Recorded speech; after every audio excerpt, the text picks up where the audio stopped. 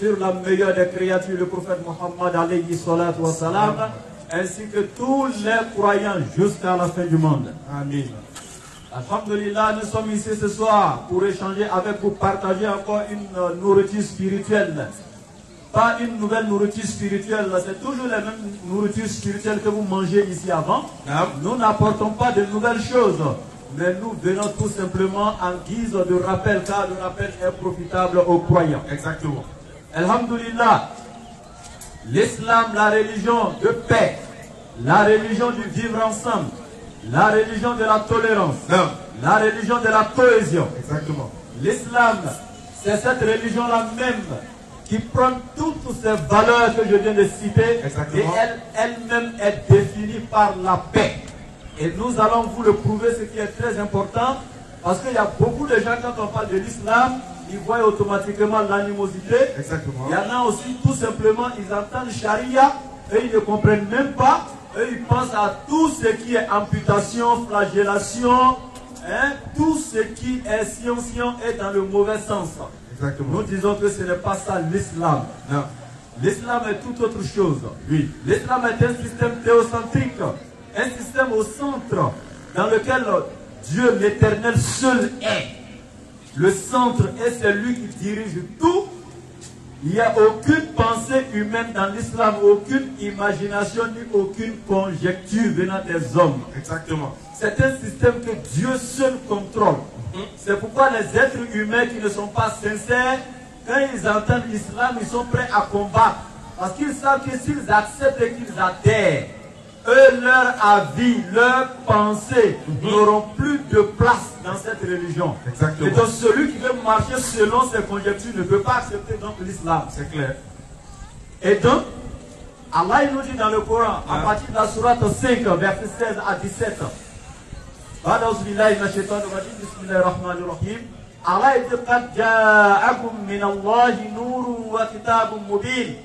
dit certes vous êtes venus de la part d'Allah une lumière et un livre explicite.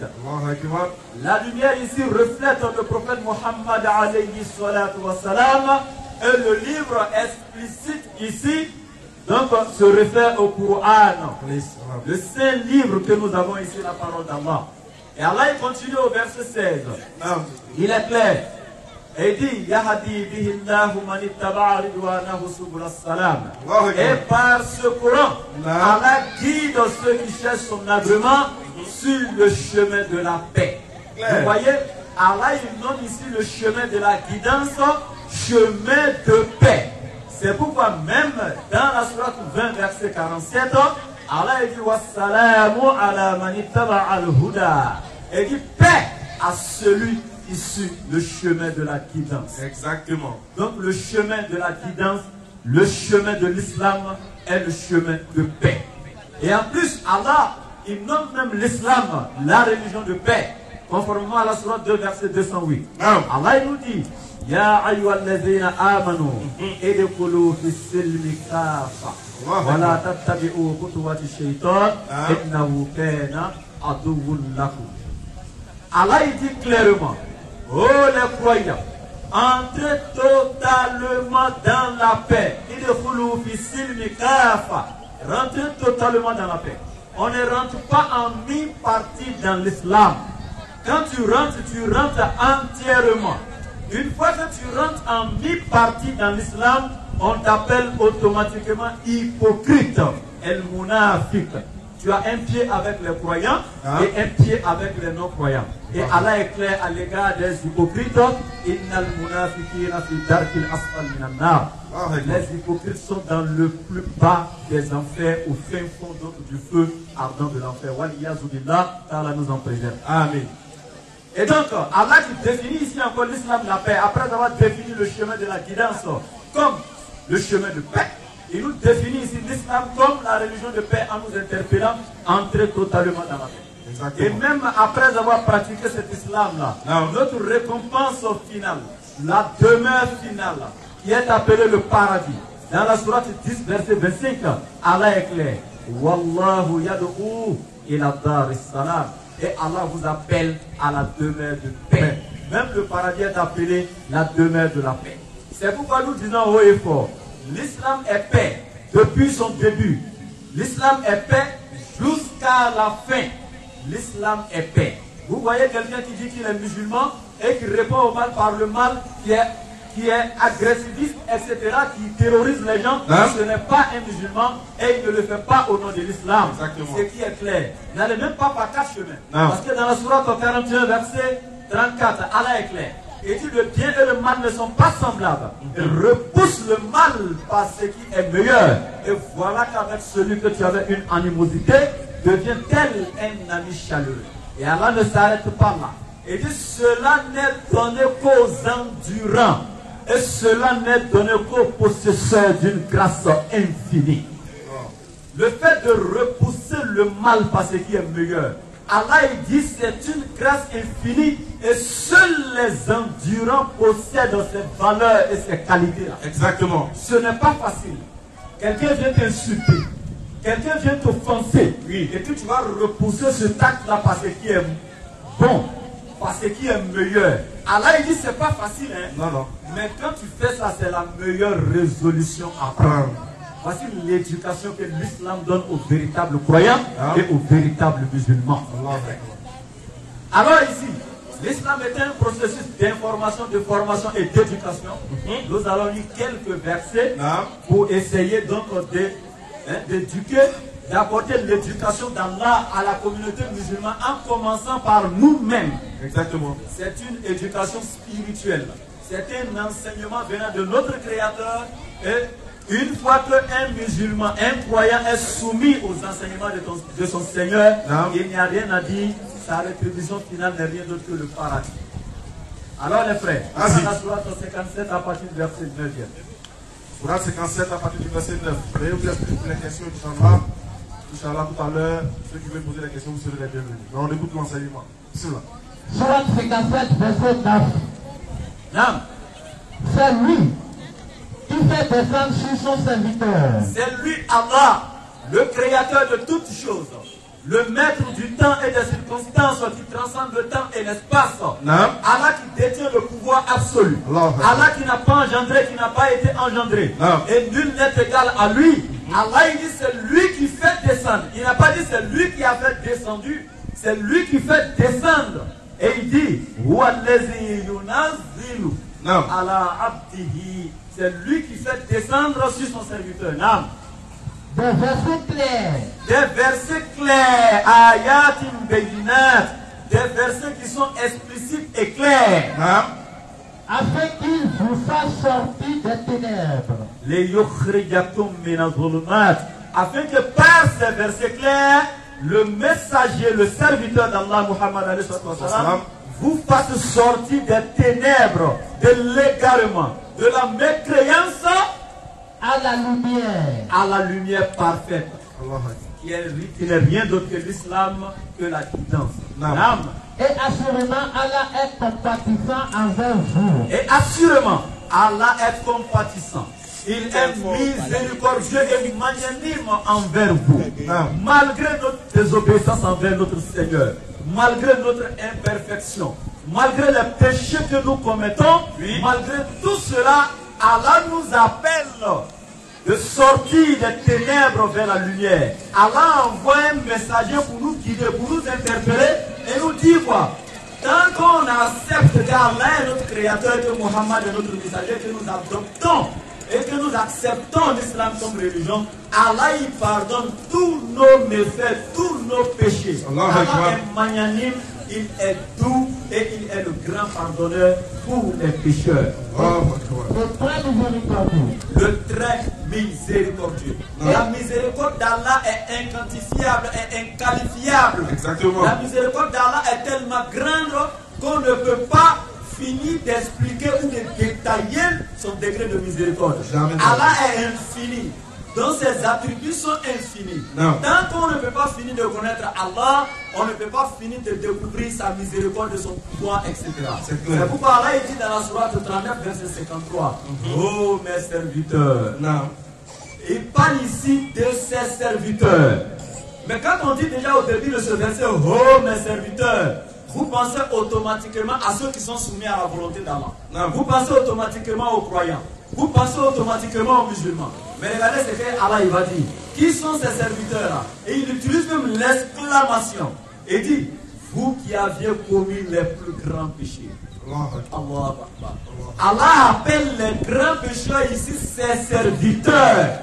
Oh mes serviteurs, vous qui aviez commis des détriments à votre propre personne. Allah il dit, ne désespérez pas en la miséricorde d'Allah. Subhanallah. Il les appelle ses serviteurs et il dit, ne désespérez pas en la miséricorde d'Allah. Allah pardonne tous les péchés. Allah il pardonne tous les péchés. Donc nul n'est tenu de fermer la porte de la miséricorde d'Allah à un pécheur sous prétexte que tu as trop péché.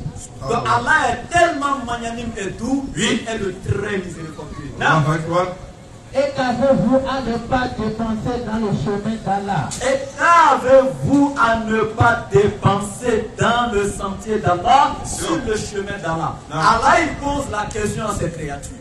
Qu'est-ce que vous avez à ne pas dépenser dans le sentier d'Allah?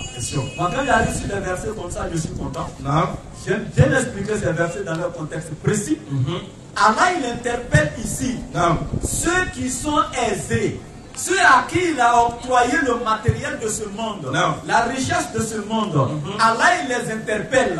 Soyez conscients, le jour où tu naissais, quand tu sortais du sein de ta mère pour venir à l'existence, tu n'es venu ni avec la richesse, ni avec une seule pièce de 5 francs. Tu es venu nu, totalement dépourvu de toute richesse, de toute intelligence. Allah t'a octroyé tout ce bien matériel. Si c'est l'intelligence qui donne le matériel, il y a des gens qui vivent qui sont mieux, plus intelligents que toi, qui n'ont pas le matériel. Si c'est la force, il y a des gens qui ont la force que toi, qui n'ont pas eu le matériel.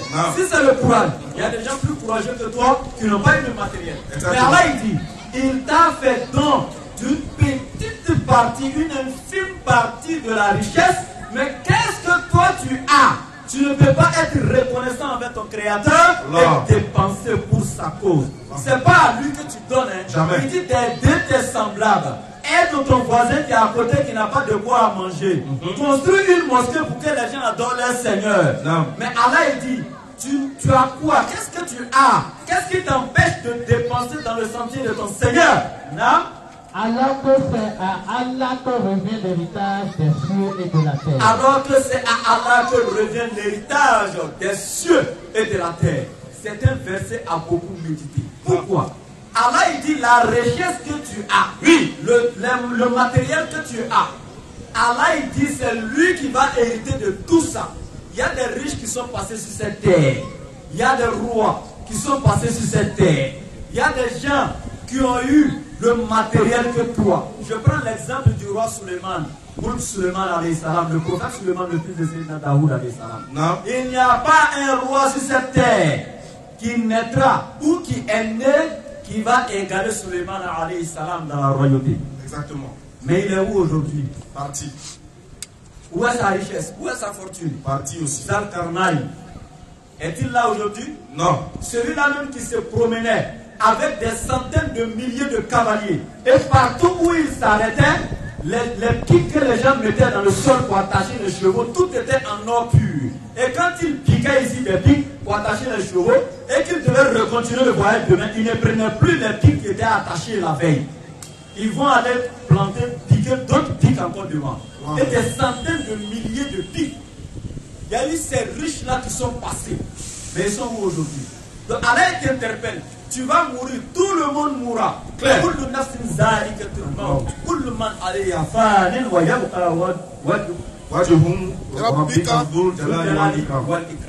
Donc tout disparaîtra, c'est la face de ton Seigneur seul qui restera. Allah seul sera l'héritier. Il va arriver un moment où les palais présidentiels seront là. Non. Il n'y a aucun président dedans. Jamais. Et il va arriver un moment où les banques seront là. Il n'y a aucun être humain pour aller retirer l'argent qui est là. Il va arriver un moment où il n'y a rien. Tout est fini. Et sachez, si ça a commencé, ça finira. Clair. Tout ce qui a un début aura une fin. C'est Clair. Allah seul qui n'a pas de début, c'est pourquoi il n'a pas de fin. Exactement. Allah vous interpelle. Qu'est-ce que vous avez à ne pas dépenser dans le sentier de votre Seigneur, alors que c'est lui qui héritera tout ce qui est dans les cieux et sur la terre. Non. Donc le petit jeton que tu as là, il faut donner pour la cause d'Allah. Exactement. Non. On ne peut comparer cependant celui d'entre vous qui a donné ses biens et combattu avant la conquête. Et dit, on ne peut pas comparer celui qui a donné ses biens et sa personne avant la conquête. Et quelle est cette conquête? Il parle ici de la prise de la Mecque, la bataille, la conquête de la Mecque, lorsque la Mecque a été conquise par les musulmans. Et il dit, avant cette période-là, ceux qui étaient aux côtés du prophète, pendant que c'était difficile, pendant que ça n'allait pas chez le prophète, pendant que matériellement il n'était pas fort, militairement il n'était pas fort, non. En ce moment l'islam, les musulmans étaient beaucoup faibles, il y avait la fragilité partout. Ceux qui ont aidé le prophète en ce moment, ceux qui étaient avec lui entre le marteau et la plume, ceux qui étaient avec lui durant la période de la faim, durant la période de la souffrance, et dit ceux-là ne sont pas comparables à qui? Non? Ces derniers sont plus hauts en hiérarchie que ceux qui ont dépensé et ont combattu après. Et dit ceux-là, ils sont au-dessus de ceux qui sont venus vers le prophète avec leurs biens et leurs personnes, oui, après la conquête de la Mecque. Parce qu'au moment où eux ils sont venus trouver que le prophète alayhi salatu wa salam était déjà fort militairement. En ce moment, il y avait déjà beaucoup de riches qui avaient mis à sa disposition leurs biens afin qu'ils fassent triompher la cause d'Allah, comme les Abdurrahman ibn Auf, etc. et plusieurs autres riches musulmans qui étaient déjà là. Donc Allah, il précise ici, ceux qui pendant les périodes de difficulté, au moment où on a le plus besoin d'eux, ceux qui en ce moment dévancent les autres, les premiers à financer, à initier une cause d'Allah et à la soutenir avec leurs personnes et leurs biens, sont supérieurs à ceux qui viennent après que cette cause-là ait atteint son apogée. Non. Donc, nous lançons cet appel-là. C'est comme dans ces derniers temps, là, voici sur le Katemono. Non. On dit la DDR Bénin a besoin d'un véhicule pour véhiculer le message de l'islam à l'intérieur du Bénin ici. On appelle ceux qui ont les moyens aider. Ce n'est pas pour avoir un véhicule pour aller dans les maquis, pour ramasser les prostituées dedans, non. Pas pour aller dans la désobéissance d'Allah. C'est pour monter dedans pour aller prêcher le message d'Allah de ville en ville. Non. Et Allah dit, les premiers à soutenir cette cause-là, vous ne serez pas comparables à ceux qui viendront après. Donc Allah nous demande toujours de concurrencer dans l'accomplissement des bonnes œuvres. Exactement. Or, à chacun, Allah a promis la plus belle récompense. Et à chacun, que ce soit ceux qui sont venus avant, ceux qui sont venus après, tous les deux groupes-là auront une belle récompense auprès d'Allah. Mais c'est ceux qui ont été les premiers qui seront encore plus élevés que les autres. Et Allah est grand connaisseur de ce que vous faites. Et Allah est grand connaisseur de ce que vous faites. Donc quand tu donnes 5 francs pour la cause d'Allah, Allah il sait ce que tu as fait. Cela est pointé et mentionné auprès de ton Seigneur.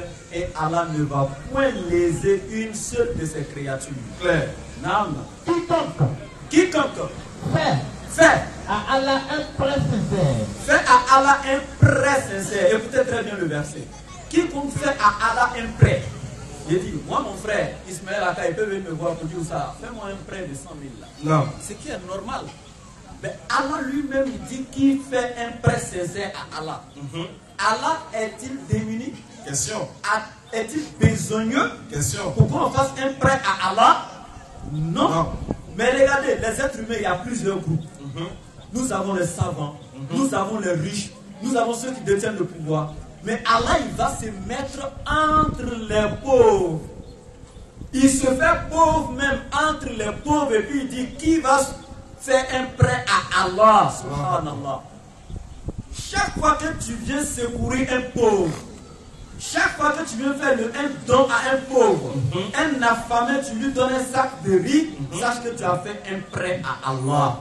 Et Allah lui dit, quiconque fera un prêt sincère à Allah, commençant par tes semblables, les soutenir lorsqu'ils sont malades, lorsqu'ils sont dévêtus, lorsqu'ils ont faim, et ensuite soutenir la cause d'Allah dans la construction peut-être des écoles coraniques, dans la construction peut-être des mosquées, des lieux de culte. Allah dit quiconque fait un prêt sincère. Pourquoi Allah utilise le mot sincère? Il y en a aujourd'hui, quand il construit une mosquée, il veut que la mosquée porte un signe venant de lui, ou même son nom, pour qu'on sache que c'est lui qui a construit cette mosquée ici. Même quand on passe, on dit oui, c'est la mosquée d'être, oui, c'est ma mosquée. Subhanallah. Ton prêt n'est pas sincère. Tu as fait ça dans la communauté pour qu'on chante ton nom. Allah il dit c'est pas sincère. Quand tu as soutenu ton frère, demain tu le vois passer et puis tu es au grain, tu vois le gars qui passe là. C'est moi qui ai géré mon moto là pour lui. Aujourd'hui il roule sa moto tranquillement. C'est grâce à moi il marche plus à pied. Allah il dit ton prêt n'est pas sincère. Amen. Allah il dit quiconque fait un prêt sincère à Allah, non? Allah le lui multiplie. Allah le lui multiplie. Et il aura une généreuse récompense. Et il aura une généreuse récompense auprès d'Allah. Si tu as donné 5 francs, Allah dit une bonne action dans la Sourate verset 160, son équivalent va 10 fois autant. Subhanallah. Et dans la Sourate 2, il dit l'exemple des bienfaisants, c'est comme quelqu'un, je vous donne l'exemple d'un grain de maïs. Quelqu'un qui a mis un grain de maïs dans le sol qui a poussé. C'est un seul grain que tu as mis. Mais le maïs pousse et te donne 7 épis. Sur chaque épi, il y a 100 grains. Ça te fait 700 grains. Et Allah dit, il multiplie le bien des bienfaisants. Ça dit à un point où c'est Allah même seul qui sait. Jusqu'à quel niveau? Le jour où tu verras. Le jour où tu verras. Voici le verset que je voulais. Le jour où tu verras. Les croyants. Les véritables croyants. Pas ceux qui sont devant les gens qui se font croyants. Parce que Allah est clair. Quand Allah il parle, c'est le maître de la parole. Il dit, il n'a pas dit le jour où tu verras. Ceux qui se font croyants, ceux qui se font musulmans, les véritables croyants, Nam et croyantes. Et les croyants. Nam. La lumière courant devant eux. La lumière courant devant eux. Vous savez pourquoi Allah parle de lumière là-bas? Le jour de Yaoul Kiyama. Aujourd'hui, nous sommes dans ce monde matériel là. On a une ampoule, une grosse ampoule qu'Allah a mis au-dessus de nous, que la CIE, une compagnie électrique ne gère pas. Moi, je dis CIE comme s'il était en Côte d'Ivoire. Donc, une compagnie électrique ne gère pas. C'est pas une ampoule pour dire aujourd'hui, l'ampoule est coupée, on va remplacer. Pour dire non, il y a le compteur qui a sauté. Ça... Non. Allah a son ampoule en haut de nous ici, dans ce monde-là. Et c'est quand ça s'affiche, les ténèbres disparaissent. Et puis il fait jour. Mais Allah il dit là-bas, là, soleil là, il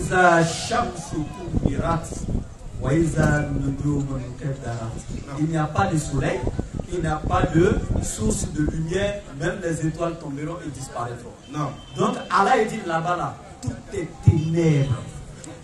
C'est le noir, ce sont les ténèbres. Mais Allah dit ce jour-là, la lumière des croyants, vous verrez leur lumière courir devant eux. Non? Et à leur droite. Et à leur droite. Non? On leur dira. On leur dira. Voici. Une bonne nouvelle pour vous. Une bonne nouvelle pour vous les croyants. Et laquelle? Aujourd'hui. Des jardins sous lesquels coulent les ruisseaux. Non? Pour y demeurer éternellement. Allah il va leur dire aujourd'hui, vous serez dans des jardins sous lesquels coulent les ruisseaux. Donc, ici, il y a des jardins sous lesquels coulent des ruisseaux. Ces jardins-là, aujourd'hui, sont vos récompenses. Exactement. Et ces jardins sont rien d'autre que l'intérieur du paradis. Subhanallah. C'est pourquoi nous vous invitons à être de véritables croyants. Exactement. À accepter l'enseignement d'Allah et de vous conformer. Et de nous conformer. Nous s'incluons dans l'affaire. Voilà, parce que nous sommes tous voilà, nous on veut paradis là que vous. Exactement. Et le meilleur des croyants, c'est celui qui désire pour son frère ce qu'il désire pour lui-même. Exactement. Et donc, c'était juste quelques versets coraniques de ma part. Avant de donner la parole à mon frère. Alhamdulillah, merci pour ce bel enseignement.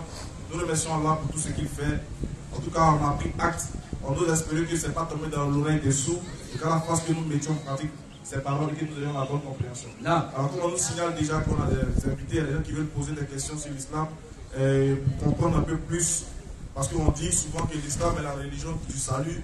On vient de prêcher les merveilles de l'islam, les choses que Dieu garantit aux musulmans dans le Coran, les choses que Dieu garantit à ceux qui vont devenir musulmans. Alors il y a d'autres qui veulent comprendre, parce que nous sommes dans un pays qui est laïque, il n'y a pas tout le monde n'est pas musulman. Donc certains veulent comprendre aussi, poser des questions pour comprendre un peu sur les différentes religions aussi, ou sur les différentes pensées, vraiment savoir est-ce que vraiment l'islam sauve, comment l'islam sauve et qu'est-ce que l'islam peut nous apporter en termes de vie sur terre et dans l'au-delà. Donc on tenait à vous rassurer que vous êtes là au bon port, vous êtes là à la bonne destination. Parce que si vous voulez poser des questions pour être éclairé, alhamdoulilah, vous nous avez rencontrés. Je crois que l'occasion vous sera donnée de poser votre question. Et si on a la réponse, on va vous donner. Dans le cas contraire, on va faire un coup à nos savants pour pouvoir vous répondre. Nous espérons qu'on ne va pas arriver chez nos savants parce qu'on va essayer par la grâce d'Allah de répondre à la question.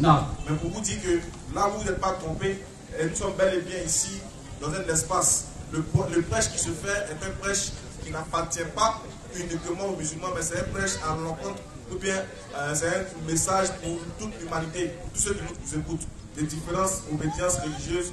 Vous êtes bien invités à poser des questions, parce que nous disons, nous les musulmans, nous disons que pour qu'un être humain puisse être heureux dans l'au-delà après sa mort, il faut qu'il soit un véritable croyant, c'est-à-dire un véritable musulman.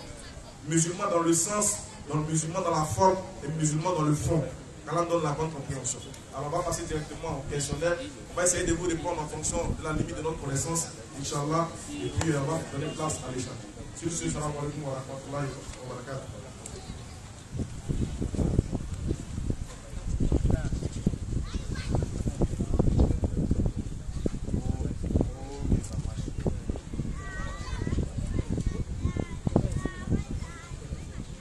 أعوذ بالله من الشيطان الرجيم بسم الله الرحمن الرحيم والصلاة والسلام على رسول الله السلام عليكم ورحمة الله وبركاته. Nous allons passer le micro à Madame Rosalie pour sa question, Inch'Allah.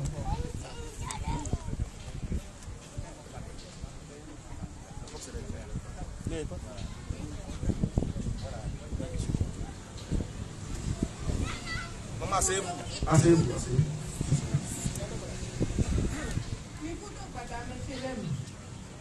Catholique yẹn ó de bá do mọ́mí lọ́mọ ẹ̀wẹ̀ yín ńlọ́mọ àwùjọ ṣe ń tún fi tán ẹ̀ka tí a tó tà mí tọ́mọ gbókù ṣe é zú ọ lọ́kàn máa rí àwẹ̀ fún lọ́kí tó lè ọ̀sán àwẹ̀ fún kọ̀ ẹ̀ka dọ̀ mẹ́tẹ́kù kúkú ẹ̀kú ṣe é tún kú bàtà kan àtọ̀kọ́ ẹ̀fọn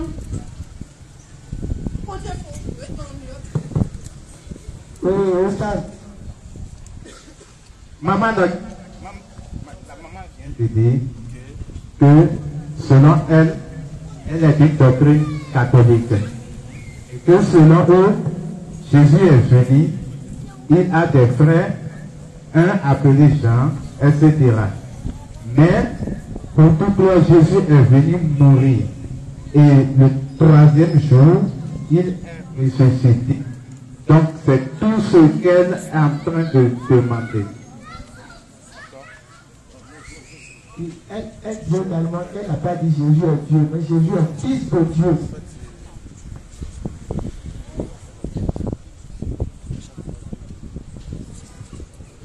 Ok, alhamdulillah. Nous remercions la maman pour la belle question qu'elle a posée. Mais donc, non, maman, nous cambions des mamans et cambions dans les. Effectivement, nous savons que le christianisme est basé sur la mort de Jésus. Donc, nous pouvons mettre nos chrétiens, là aussi, nous disions, et du temps, qui soucie, coucou, mais.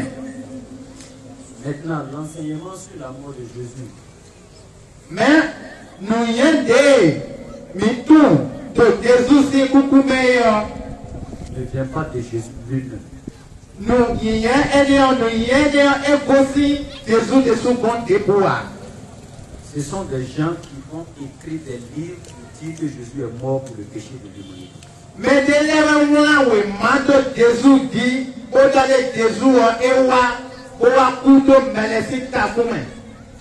Et on va démontrer ça dans la Bible elle-même tout de suite. Bon, maintenant, Bah, demain, pour Bible, on soumet. Nous, maman, mi tend de tort. Jésus, et pour te mettre pour si ta pour me. Je vais te donner un exemple simple. Tu vas bien l'écouter d'abord et puis tu sauras mieux expliquer à lui. Voilà, un exemple simple. Oui? Ok. Si toi et moi, nous sommes des amis, et puis je t'ai dit, en tant que ton ami, et puis moi je t'ai dit, en tant qu'ami, mon frère, moi je veux aller à Parapou. Je veux aller à Parapou. Donc aide-moi à aller à Parapou. Ou bien même si je ne te dis pas de m'aider, mais je t'ai déjà dit ma volonté, je veux aller à Parapou. Du moment où tu m'as déjà dit ça, et puis moi je suis là, je traîne avec mon envie d'aller à Parapou, tout d'un coup toi tu vas t'attendre avec des chauffeurs, des transporteurs, et puis tu trouves un véhicule rapidement qui vient là, et puis on me ramasse, on me met dedans, et puis on va avec moi à Parapou. Tu m'as aidé, oui ou non? Tu m'as aidé. Maintenant, si je dis par exemple, mais le frère là, il m'a trahi, pourquoi il m'a fait partir à Parapou? Il m'a trahi. Si je dis qu'il m'a trahi, c'est que ma volonté n'était pas d'aller à Parapou. Mais si ma volonté était d'aller à Parapou, je vais plutôt dire que le frère m'a aidé. Donc si Jésus était venu pour mourir, si quelqu'un l'a aidé à mourir, c'est que la personne l'a aidé à accomplir lui-même sa volonté.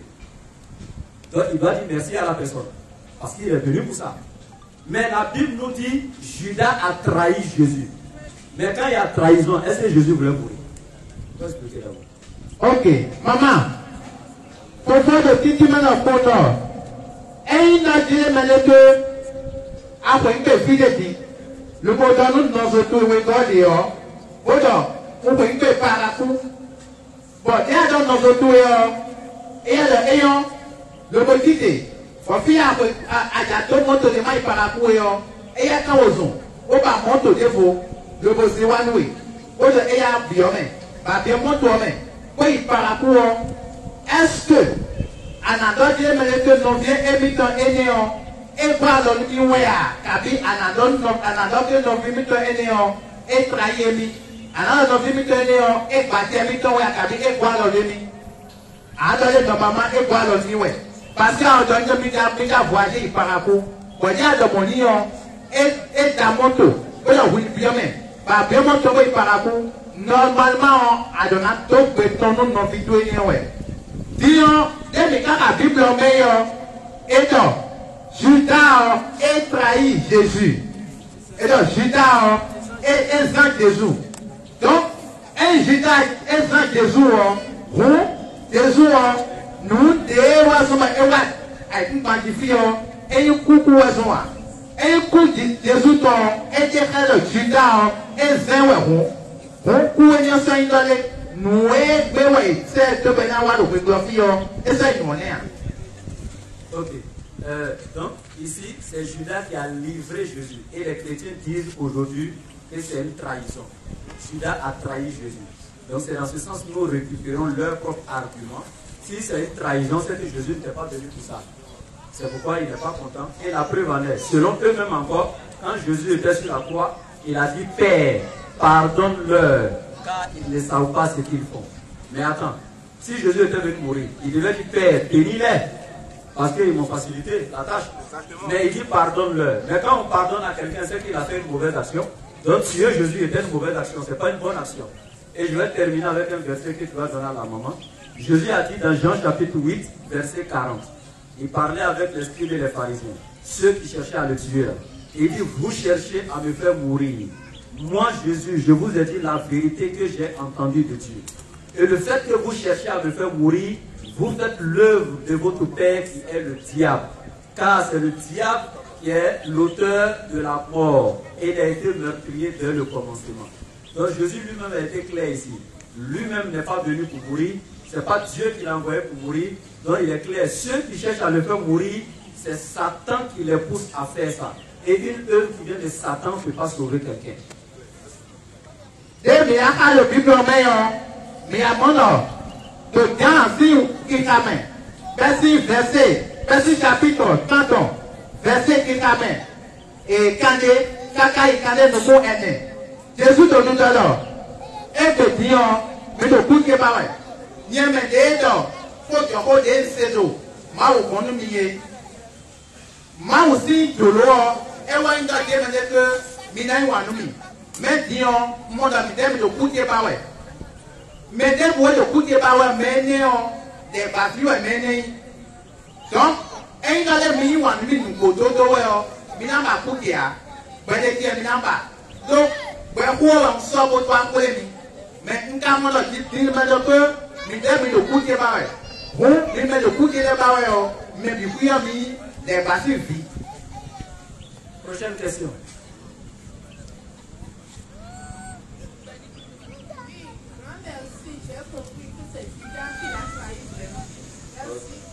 Merci, maman.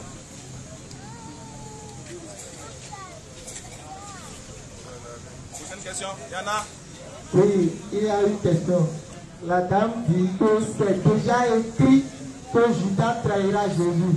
Donc, rien ne pourra effacer cela. Donc, elle aimerait avoir des explications sur ça. Okay. Elle me comprend un peu.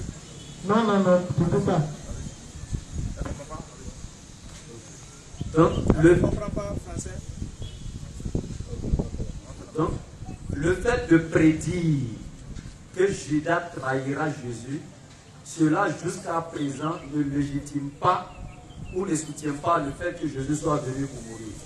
On dit l'Éternel Dieu ne fait rien sans révéler ses secrets à ses serviteurs qui sont les prophètes. Amos 3:7. Donc l'Éternel Dieu sait toutes choses avant que les choses arrivent. Donc Jésus, par la permission de Dieu, pouvait savoir dans son entourage parmi ses disciples qui sont ceux qui seront des traîtres autour de lui. Et c'est ce que nous sommes en train de dire jusqu'à présent, parce que votre question même vient renforcer encore ce que je dis. Jésus a su parmi ses disciples qui devaient le livrer, qui devaient le trahir. Il savait. Et donc, le fait que Jésus savait ça, c'était Dieu qui lui avait donné ce savoir-là, pour qu'il sache d'avance qui n'est pas sincère parmi ses disciples. Il sait qu'il n'est pas venu mourir. Et il sait que dans son entourage, il y a quelqu'un qui va le trahir, il y a quelqu'un qui va le livrer. C'est-à-dire que dans la main de ses ennemis. Donc, il a été clair dans Matthieu chapitre 28, verset 18, tout pouvoir m'a été donné. Et dans tout pouvoir qui lui a été donné, y compris le fait de savoir d'avance que quelqu'un devait le trahir dans son propre entourage et chercher à le tuer. Donc Jésus savait effectivement parce que Dieu a voulu qu'il le sache. Tata de Kahopi Abodo. Et pour Wanda, il doit dire que Judas est de la trahi, et de la vente Jésus. Tata est né, et où est fait pour donner Jésus, et n'a pas beaucoup. Donc, et Tata Jésus, moi ça ne pas autant. Mais ça ne pas autant. Au mal, et déclare Jésus, pour commettre. Donc, il m'a dit que de victoire là, mais là, il y a pour autant, et n'a pas ça de son bout. Vous, les mal pour déclare Jésus de son tout. Malgré que Jésus a connu, et que Judas fait de ce son. Jésus a tout le Judas et l'enceinte. Mais, dès Jésus a tout le monde, et Jésus est cadeau. Nous, Judas, et là qui demande de financer Jésus, on va sauver non. Mais, il doit dire mais de l'argent Jésus, et on a et de la cour. Et on a une coupette, mais là, et dans l'argent Jésus. À bon, et il a dit comment mais l'argent Jésus, il a dit, et on a des impôts, et quoi, et où. Des impôts, mal de tout maintenant.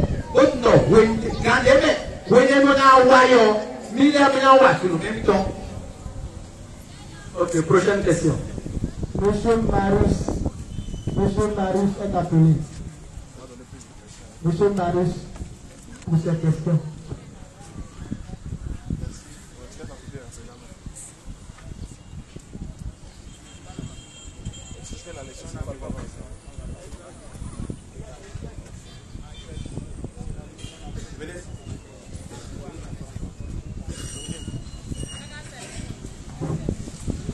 Voilà, monsieur.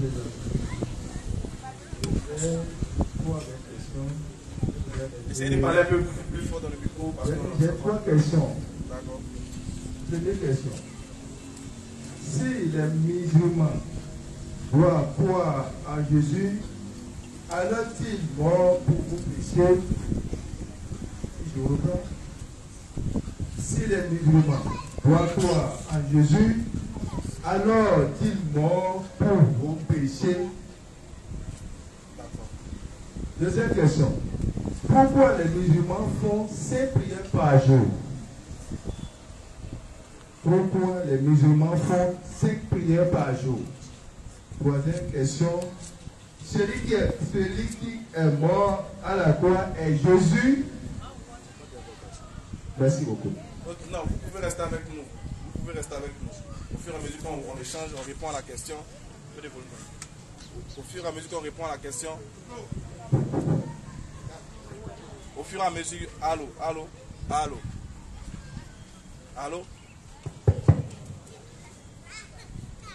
Ok, donc je disais qu'au fur et à mesure qu'on va répondre à la question, on va s'adresser directement à vous. Ok, en ce qui concerne la première question, qui est de savoir est-ce que les musulmans croient en Jésus, c'est ça? Est-ce qu'il est mort? Voilà. Si vous demandez si on croit en Jésus, est-ce qu'il est mort pour nos péchés? C'est ça la première question. Ok. D'accord, je tenais à préciser avant de répondre à votre question que nous ne sommes pas ici en campagne contre un groupe de personnes. Nous ne sommes pas ici pour s'adresser uniquement qu'à un seul groupe de personnes. Nous, on s'adresse à tout le monde, y compris les musulmans et les non-musulmans. On n'est pas ici pour démontrer ou bien pour enlever la foi de certaines personnes qu'ils ont sur leur divinité ou pas. Mais on est là pour faire jaillir la vérité et qu'ils regardent dans la vérité pour savoir si eux-mêmes sont dans la vérité. On n'est pas ici dans le cadre de vouloir démontrer que les autres sont dans le faux et que c'est nous qui sommes dans la vérité. Non. Nous sommes ici pour montrer que l'islam est vrai, mais que toi, ta vérité doit être conformée à la vérité de l'islam si tu estimes que ta vérité est l'unique vérité. Donc j'aimerais faire cette précision. On n'est pas ici pour choquer la foi de quelqu'un ou bien pour dénoncer la foi de quelqu'un en tant que tel. Mais de par nos propos, de par le message de l'islam, la dénonciation se fait seule. Maintenant, je tiens à préciser, à répondre à votre question quand vous dites que si les musulmans croient en Jésus, est-ce qu'ils pensent qu'il est mort pour les péchés? D'abord, qui est Jésus pour le musulman? Pour les musulmans, chez nous les musulmans, Jésus est un prophète envoyé aux enfants d'Israël. Il fait partie des 25 prophètes mentionnés dans le Coran en qui nous devons croire pour avoir une foi parfaite. C'est-à-dire, ce n'est pas Jésus seulement qui est le prophète en qui les musulmans doivent croire. Ils doivent croire en Moïse, etc. Soit 3, verset 84. Donc le Coran nous demande, nous recommande et nous exhorte à croire aux prophètes qui sont venus jusqu'au dernier que le prophète Muhammad alayhi salatu wa sallam. Qu'est-ce que c'est que de croire en un prophète? Nous les musulmans, on n'a pas vécu autant des prophètes qui sont passés. Les contemporains du prophète Muhammad n'ont pas vécu autant de Moïse, ni Abraham. Mais Dieu demande de croire en eux. Pourquoi? Parce que si lui, Dieu, c'est lui qui a choisi des hommes pour venir parler de sa part, et que nous on estime qu'on adore ce même Dieu-là, et que tous ces prophètes qui sont venus n'ont que parler d'une seule et même voix et amener tous les êtres humains à sortir des ténèbres pour venir à la lumière, pourquoi ne pas croire en leur message? Pourquoi ne pas attester qu'ils sont vrais alors qu'on prétend croire en Dieu? Tu ne peux pas croire en Dieu tout en oubliant et haïssant son prophète. Parce qu'avant de connaître Dieu, c'est le prophète qui vient te faire connaître Dieu. Donc, ce prophète qui vient te faire connaître Dieu, tu dois croire en lui. Et même s'il n'est plus de ton temps, et qu'aujourd'hui tu as un autre prophète qui vient témoigner de ce même Dieu-là, et qui cite le nom de ce prophète, toi tu dois être en mesure de croire en lui. Donc, notre croyance en les prophètes ne veut pas dire que ce qui se faisait à leur temps, nous sommes obligatoires en notre temps. Pourquoi? Parce que le prophète qui est venu là, il est venu pour parfaire la prophétie, la lignée prophétique depuis la descendance d'Abraham. Voilà pourquoi nous les musulmans, on croit à tous les prophètes qui sont venus de la part de Dieu vraiment. Quand on dit on croit en eux, on croit qu'ils sont vrais et que leur message est vrai et qu'ils sont venus faire sortir les ténèbres à la lumière, qu'ils sont sauvés. Ce sont les véridiques. Voilà notre croyance. Mais on ne croit pas que l'un d'eux est mort pour nous. On ne croit pas que l'un d'eux est une divinité. Parce que Dieu nous a dit dans le Coran qu'aucun homme ne doit venir sur la terre, quel que soit le miracle qu'il va opérer, ne doit dire que lui est Dieu. C'est une interdiction formelle de la part de Dieu à tous les prophètes de Dieu. Et nous savons, Dieu nous a éduqués dans le Coran de sorte que nous sachions que Les prophètes là, sont des personnes de grande valeur pour nous. Donc comme ils ont de la valeur, on leur donne ce respect là. Et on ne fait aucune distinction entre eux, aucune différence entre eux. On les prend tous, on les met dans un même panier et puis on les aime de la même manière. Surah 3, verset 84. Surah 3, verset 84. Oui. Dis, nous croyons en Allah. Tu vois, le Coran nous ordonne de dire, dis, nous croyons en Dieu. Allah, oui. À ce qu'on a fait descendre sur nous. À ce qu'il a fait descendre sur nous. À ce qu'on a fait descendre sur Ibrahim. Regarde les prophètes qui vont être cités. Abraham, oui. Abraham. Oui. Ismaël. Isaac. Jacob. Les tribus. Et puis aussi aux 12 tribus de la maison d'Israël. Vas-y. La tribu. Et à ce qui a été apporté à Moussa. Et nous croyons aussi à ce qui a été apporté à Moïse, c'est-à-dire la Torah. On croit à Moïse aussi. Vas-y. À Isa, Jésus. Et à ce qui a été envoyé aussi à Jésus. À qui? Jésus. Vas-y. Et aux prophètes. Et aux prophètes, oui. De la part de leur Seigneur. Nous croyons tout ce qu'ils ont reçu de la part de leur Seigneur. Et ainsi qu'en eux-mêmes, nous croyons en eux, oui. Nous ne faisons aucune différence entre eux. Nous ne faisons aucune différence entre eux, les prophètes, oui. Et c'est à lui que nous sommes soumis. Et nous sommes soumis seulement qu'à un seul Dieu. Donc on reconnaît que les prophètes sont frères, on ne fait aucune différence entre eux. On ne dit pas que tel prophète est mieux que l'autre, l'autre est mieux que l'autre. Ce n'est pas nous qui les avons envoyés. Nous on est qui pour venir dire que tel prophète est mieux que tel? Toi tu es un sujet. Comment le sujet peut juger celui qui est au-dessus de lui? Ce n'est pas possible. C'est Dieu qui les a envoyés, qui sait qui est meilleur que qui est meilleur que qui. Toi tout ce qu'on te demande, il faut croire qu'ils sont frères. C'est comme si toi tu es ici et tu dois qui sait faire la différence entre les rois. Non, le roi lui il est bon, mais l'autre roi est mauvais. Toi tu es qui pour savoir si lui il est bon ou il n'est pas bon? Toi tu es un sujet, toi tu dois obéir seulement. Donc ce qui veut dire que voilà comment nous on considère Jésus chez nous. Un, il est né miraculeusement. Il n'a pas de père, mais il a une mère. Voilà pourquoi dans le Coran Jésus est appelé Isa, fils de Marie. Il est né miraculeusement. Il n'a pas de père, mais il a une mère. Il a été envoyé aux enfants d'Israël. Et il a opéré des miracles. Dieu l'a utilisé puissamment sur la terre. Et lorsque les gens ont voulu ôter la vie au Messie qui est Jésus, Dieu dit dans le Coran que lui, il a fait échapper de la mort et il a élevé vivant près de lui. Et Jésus reviendra. Et le jour où il reviendra, tous ceux qui ont fait ça vont attester qu'il est vrai et vont croire en lui avant sa mort. Voilà ce que le Coran nous dit. Voilà notre croyance en ça. On croit qu'il est le Messie. On croit qu'il est vrai. On croit qu'il est né miraculeusement. Mais on ne croit pas qu'il est mort à la croix et puis il est ressuscité le troisième. Ça, ce n'est pas écrit dans le Coran. Le Coran dit, on va Katalourou, on va son amour. Voilà, Kim Choubi là. Voilà notre croyance en Jésus qui est là. Donc on ne croit pas qu'il est mort pour nos péchés parce qu'il n'est pas mort pour pécher de quelqu'un. Et là où même on laisse à croire qu'il est mort pour les péchés, les Écritures disent là que personne ne meurt pour le péché des autres. Mon frère, toi tu voles, et puis c'est moi on met en prison. Pourquoi toi tu es malade, et puis c'est ton fils qui a boire le médicament pour que toi tu sois guéri? Dans ce cas, pourquoi toi tu as péché, et puis c'est Jésus qui va prendre? Donc dans nos Écritures, et même dans les Écritures antérieures, cette histoire de croire qu'il meurt pour les péchés des autres est faux. La preuve, s'il est mort pour nos péchés, est-ce qu'actuellement on continue de pécher? Donnez-lui le micro s'il vous plaît. S'il est déjà mort, il est venu mourir pour nos péchés, il a effacé nos péchés. Est-ce que quand il a fini de mourir pour nos péchés, les péchés ont disparu? Hein? Non, les péchés sont toujours là. Bon, on continue de pécher. Qui prend ça?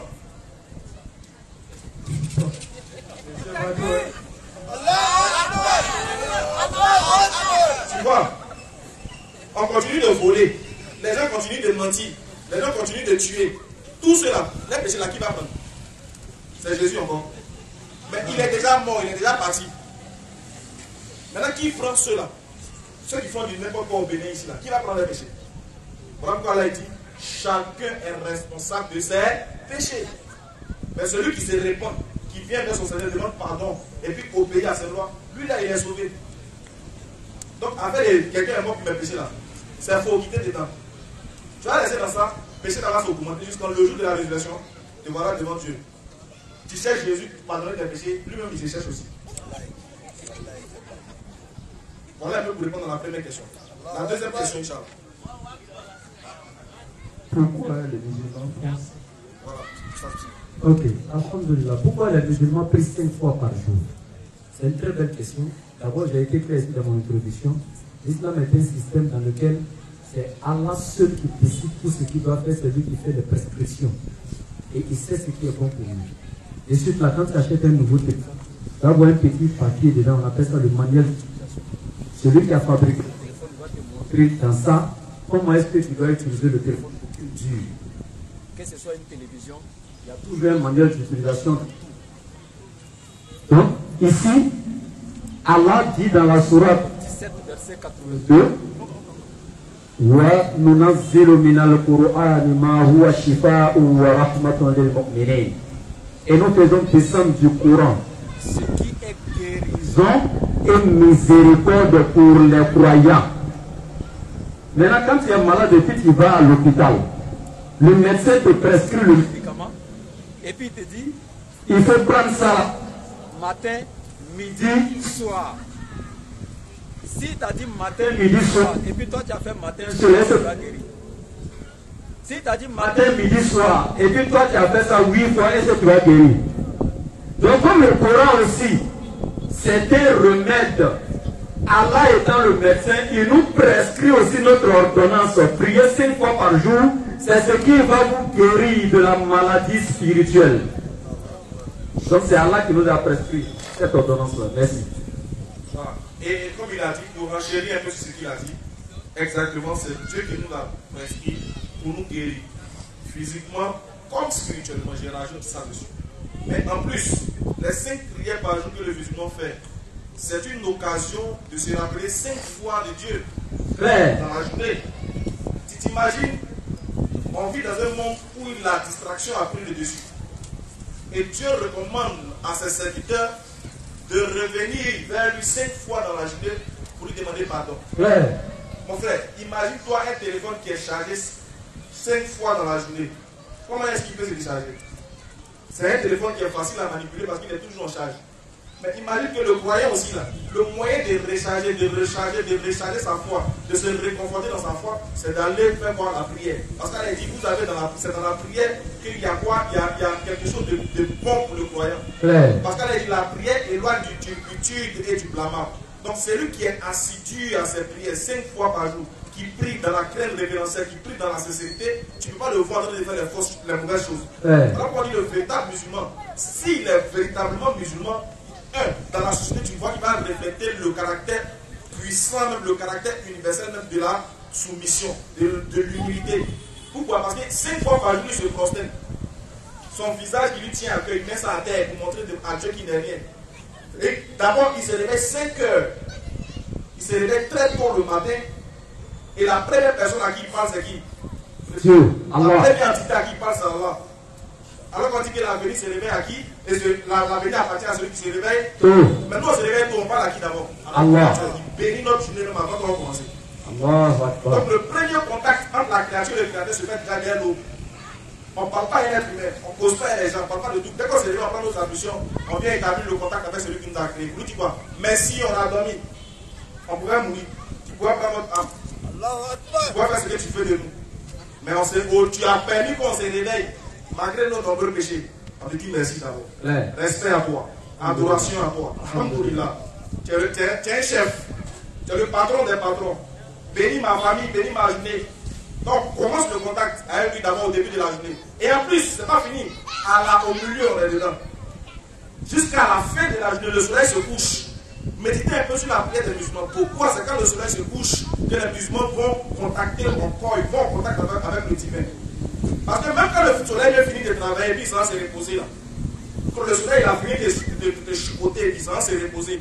Le mouvement qu'il fait d'aller se reposer là, toi tu sais que là ça marque la fin de quelque chose que toi tu as commencé. Mais si tu as mis Allah au début, qui doit être à la fin? Allah. Voilà. Alors quand même à la fin de la journée, celui en qui en adresse encore notre prière, c'est le créateur des cieux et de la terre. Donc les 5 prières par jour sont comme notre bactérie. Nous avons un moyen de se recharger spirituellement. Ça fait que ça nous permet d'être puissants spirituellement et physiquement. Ça nous permet d'être humbles. Ça nous permet de comprendre la réalité. Ça nous permet de méditer sur notre vie après cette vie-là. Parce que la meilleure des vies, la vraie vie, c'est la vie dès qu'on creuse le produit, on te met dedans. C'est là que la vraie vie commence. Parce que cette vie-là, il n'y a plus de secondes, il n'y a plus d'heures. Elle est éternelle. Donc nous, on commence à préparer notre vie avant la tombe. On commence commence à préparer notre vie tombale. Donc, dès qu'on est sur terre, on commence à faire ce qu'il nous a ordonné de faire. Et ce que nous faisons, parce qu'il nous a ordonné, c'est ça qui va nous éclairer quand on sera dans les ténèbres de la terre. Voilà pourquoi les musulmans, 5 fois par jour, ils jouent pas ça. Même si tu viens pour lui donner, faut dire, si il est là de payer, même lui donner 20 millions. Il faut attendre les millions là. Il faut attendre. Il y a les 10 merci à Dieu d'abord, avant de venir prendre. Ça, c'est le musulman pour le véritable musulman. C'est pas lui qui a dit, bon, attends, il va prendre d'abord, on va négocier, bon, prier là, ça peut attendre 2 heures. Non. Alors il dit, ceux qui sont assidus, malheur à ceux qui négligent leur prière. Parce que la prière est l'une des choses, dès qu'on creuse la tombe et puis on te met. Première nuit, c'est sur des tournois d'abord. La raison qui vient de demander, on vient vérifier d'abord ta prière, comment est-ce que tu faisais? Est-ce que tu le faisais dans la sincérité? Est-ce que tu prenais des ablutions? Est-ce que tu le faisais dans les normes que le prophète a recommandées? Donc nous, on est sur la terre ici, comme on le dit à Abidjan, on est tous ensemble, on n'est pas mélangés. Nous, on sait pourquoi on est là. Vous dansez, nous, on se prosterne. Vous chantez, nous, on pleure. Parce qu'on sait que demain, on pleure parce qu'aujourd'hui, il est important de pleurer pour que demain, ton sourire soit éternel. Donc voilà pourquoi nous, on se prosterne, on vient s'humilier devant lui. Si tu es intelligent, viens à nous, viens t'humilier devant lui. Marc 1, verset 35. Vas-y, frère. Vers le matin. Voilà pourquoi même la Bible, on te dit que vers le matin, oui. Pendant qu'il faisait encore très sombre. Quand il est matin, il fait sombre. On sait à quoi un peu ça ressemble. Vas-y. Il se leva. On dit que Jésus lui-même se leva. Et sortit pour aller dans un lieu désert. Il est allé dans un lieu désert. Où il pria. Où il a commencé à prier. Vers le matin, très tôt, lui, il a commencé à établir le contact avec son Créateur. Comme les musulmans. Comme les musulmans le font. Tu vois que c'est important pour nous, dès le matin, de commencer à parler avec Dieu, de commencer à parler à notre Créateur. Donc les 5 prières par jour sont quelque chose de très primordial pour nous. C'est ce qui va définir notre séjour. Donc si tu veux faire partie des gens qui craignent le Seigneur et qui l'adorent jour et nuit, parce qu'il nous a dit prier sans cesse. Les adorateurs adorent le Père en esprit et en vérité. Donc nous, dans cette adoration continuelle, malgré nos occupations, malgré, ça ne nous empêche pas d'aller travailler. On nous empêche, l'Islam ne nous demande pas de ne pas travailler. Tu pries, tu fais des activités. Tu pries, tu éduques ta famille. Tu pries, tu bosses à l'école. Tu pries, tu entreprends des choses. Mais il ne faut pas oublier l'essentiel, à savoir la salat, la prière. C'est très important pour les musulmans. Qu'Allah donne la bonne compréhension. Amen. Quelle est la troisième question?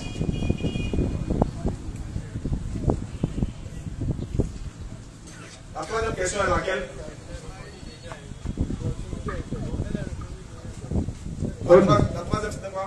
Celui qui est mort à la croix. Ah, ok. Jésus, est-il Jésus? Oh, c'est bon? Ok, maintenant moi j'ai une question à te poser. Donnez-lui le micro s'il vous plaît. Enfin, vous êtes de quelle obédience religieuse? Vous êtes quoi? Chrétien, musulman, animiste ou bien athée? Je suis endogène. Endogène? Oui. Ça veut? Ah, ok. Le tambour est chez nous dans Robéa. C'est ça. D'accord. Mais je vais te poser une question. Est-ce que tu connais un peu l'importance? Est-ce qu'on t'a pas parlé de l'islam? Est-ce qu'à Gomé ici, il y a quelqu'un qui t'a pas parlé de l'islam? Non. On t'a jamais parlé de l'islam? D'accord. Est-ce que toi et moi on est d'accord que le ciel qu'on voit là, et la terre sur laquelle on a arrêté là, ça ne nous appartient pas? C'est pas pour nous. C'est pas pour nous. On est d'accord que même le vent qui nous souffle là, on ne sait pas où ça quitte. Le vent là, on ne sait pas. Mais on est d'accord que ce n'est pas là aussi pour rien. Nos parents disent que souvent que la terre c'est Sabata. Sabata. C'est la terre là, c'est pour petit. C'est Sabata. Ah, c'est Sabata qui a fait la terre. Oui, je sais. C'est-à-dire que. Et les vents autour là, c'est beaucoup très dessous. C'est-à-dire le physique qui dit.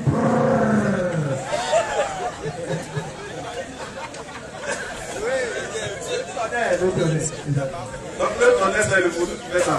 Oui, le vaudou qui fait ça. C'est le tambour là, c'est comme ça qu'on dit. La terre c'est Sabata. Et les vents autour là, la pluie tout là, c'est très dessous. Très dessous. Très dessous.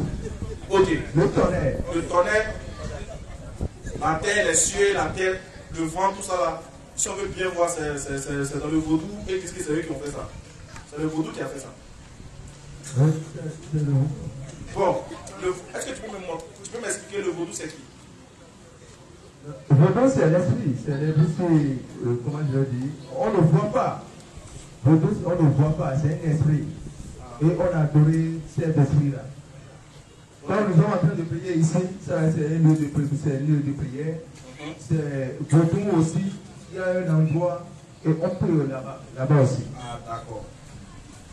Mais c'est Vaudou qui vous a recommandé de faire ça. Mais c'est vous-même qui avez dit, bon, comme Vaudou a fait ça, nous, on doit l'avouer. En fait, voilà, je ne peux pas expliquer comme ça parce que les anciens nos ancêtres là. Moi, je ne sais rien. Je suis encore très jeune. Ça veut dire que les choses que nos parents fait avant, c'est ça que nous sommes en train de répondre. D'accord. Ils ont dit la terre c'est Samantha. Ça veut dire que moi je crois que la terre c'est Samantha. Ok, merci. En fait, il dit, comme les ancêtres ont dit, toi tu es jeune, donc ce que les ancêtres ont dit, c'est ce que toi tu fais. C'est ça, hein? Oui, parce que nous sommes illettrés. On ne sait rien de papier, le Bible, le Coran, là. On ne sait rien dedans. Exactement. Maintenant, regarde ce que le Coran dit. Comme tu ne sais pas, et que tu es en train de suivre la religion de tes ancêtres, moi je dis que c'est ton droit le plus absolu. Mais je vais te transmettre un message. Écoute ce que le Coran dit sur les pratiques de tes ancêtres que toi tu es en train de copier. Qu'est-ce que le Coran dit? Soit 2, verset 170. C'est-à-dire le deuxième chapitre du Coran, le verset 170. Et quand on leur dit, le verset là, ça a été révélé 1400 ans avant que nous, toi et moi, on existe. Vas-y. Et quand on leur dit, Dieu dit, quand on vous dit, suivez ce cas-là après descendre. Devenez musulmans, suivez ce que Dieu vous a octroyé, ce qu'il a fait descendre pour vous. Qu'est-ce qu'ils disent? Ils disent, toi mon frère, tu dis non. Non. Mais nous suivons les coutumes de nos ancêtres. Tu as vu? Le Coran dit que quand on te dit de devenir musulman, tu dis non, moi je suis la religion de mes ancêtres. Regarde la réponse par la suite. Quoi? Alors il te demande quoi? Et si leurs ancêtres n'avaient rien raisonné? Et si les ancêtres là, c'était trompé maintenant, donc toi tu fais quoi? Et s'ils n'avaient pas été dans la bonne direction? Et si toi tes ancêtres là, tout ce qu'ils ont dit c'était pas vrai. Donc toi aussi tu les suis. Parce que c'est pas vrai. Donc pour toi c'est pas vrai, toi c'est pas bon. Mais tu les suis quand même. C'est ça? Je vais poser une question. Pose. Par exemple, je vais à Boycon, ou bien je vais à Cotonou. Et je sais personne là-bas. Ah, tu vas à Cotonou, mais tu connais personne là-bas. Oui. Et je suis un peu stabilisé, justement j'ai rencontré l'un de mes parents. Ok. Je peux rester tranquille, je dois être content. Si tu as rencontré un de tes parents, tu restes, tu es content. C'est ça, non? Ouais, tu l'as vu, tu es content. Si nous allons mourir maintenant, et là-bas, si peut-être on se voit là-bas, et je ne connais rien comme Jésus, je ne connais rien là. Et j'ai vu justement mon papa là-bas. Alors mon papa il est péticheur. Et brother, c'est rencontré là-bas mon papa. C'est-à-dire je vais laisser mon papa comme il est péticheur là. Je vais laisser papa et mon papa accompagner Jésus. Tu ne connais pas. C'est ça, c'est la vie là. En fait, je veux savoir, est-ce qu'on est d'accord que si on meurt, il va arriver un moment où on sera quelque part? Oh, moi je ne sais rien. Alors, il Je ne dit, peux pas mourir une fois pour savoir réellement que là-bas, il y a encore d'autres vies là-bas. Je ne sais rien dedans. ok, maintenant je t'informe. Alors, il dit que si on meurt, de la manière que quand la graine pourrit, on met dans la terre, et puis elle pousse, elle devient une autre, elle porte ses fruits, elle devient une autre créature. Il dit, c'est de cette même manière qu'il nous a créés. De la manière qu'il nous a créés, c'est comme ça on va mourir, et c'est comme ça il va nous ressusciter au jour de la résurrection. S'il a eu la capacité de nous créer alors qu'on n'était rien, alors parce que ce n'est pas difficile pour lui de nous ramener à la vie alors qu'on est déjà mort. Donc ce qui veut dire, après cette vie-là va passer. On est d'accord que cette vie-là, s'il y a eu un début, c'est qu'il aura une fin. Dans la théorie, là, toute chose qui commence doit finir. Mais il y a une seule chose qui ne finit pas, c'est celui qui a créé, ce qui commence et finit. Donc, il dit que quand nous on va finir cette terre, va disparaître sur cette terre. On va comparaître devant lui pour juger de nos actions qu'on a menées sur terre. C'est pour ça qu'il est important de faire le bon Dieu aux gens, de faire le bien. Parce que le bien, là, ça va payer, même quand tu ne seras pas là. Si aujourd'hui tu es en train de parler de tes ancêtres, c'est parce qu'ils ont vécu. Mais ils sont où? Ils sont où? Est-ce que là où ils sont là, ils sont sous terre? Est-ce que là où ils sont là, dans votre adoration, vous ne croyez pas qu'ils sont vivants? Est-ce que vous ne les adressez pas la parole? Vous les adressez la parole. Vous leur demandez de vous sauver dans la situation. Donc ce qui veut dire qu'ils vivent quelque part. N'est-ce pas? Mais là où ils vivent là, ils vivent chez qui? Qui gère là-bas? Allah. Allah dit ça dans le Coran. Allah dit si tu leur demandes qui a créé les cieux et la terre, ils diront c'est Allah. Même les ceux qui ne croient pas, ils savent, nous tous on sait que c'est Allah. Donc comme tes ancêtres sont chez Allah, comme tu l'as répondu, tu dis bien tes ancêtres sont chez Allah. Toi qui es petit-fils là, tu vas mourir non? Toi aussi tu vas aller chez qui? Allah. Allah il dit, comme tu vas aller chez lui là, pour ne pas que tu ailles chez lui, et puis tu sois dans les programmes devant lui là-bas, il faut commencer à devenir musulman. Il faut commencer à prier. Il faut commencer à le craindre. Il faut commencer à bien marcher sur la terre. Donc voilà le message que je voulais te dire ce soir.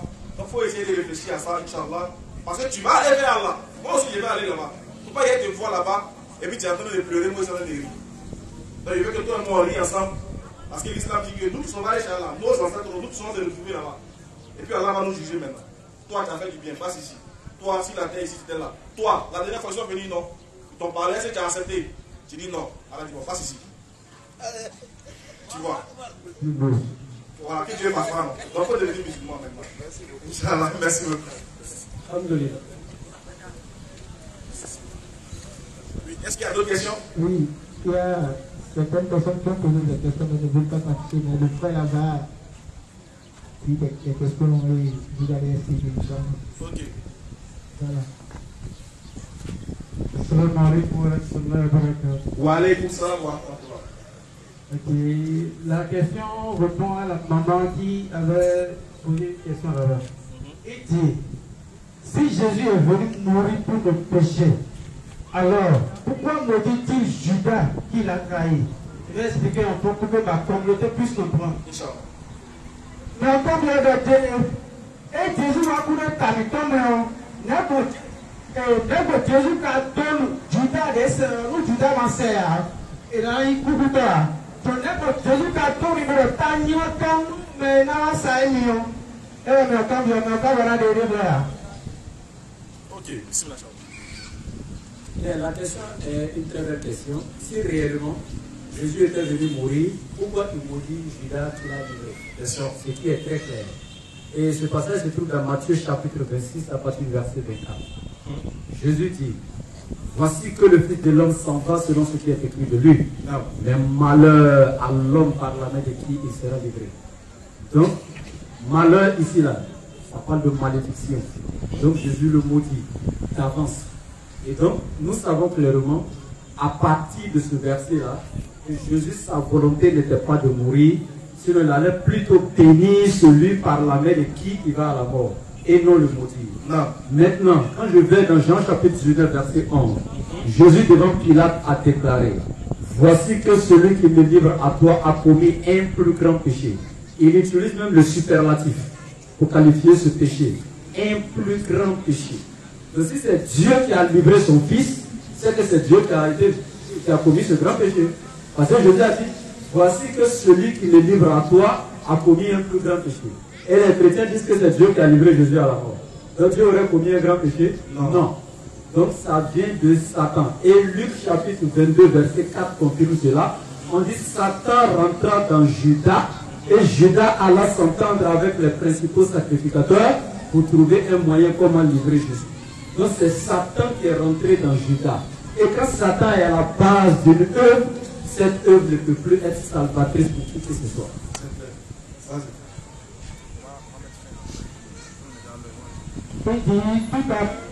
Vous avez dit que Dieu n'a pas engendré et n'a pas été engendré.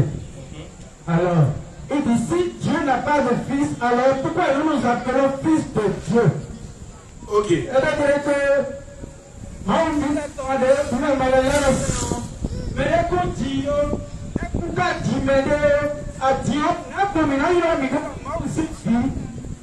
Ok.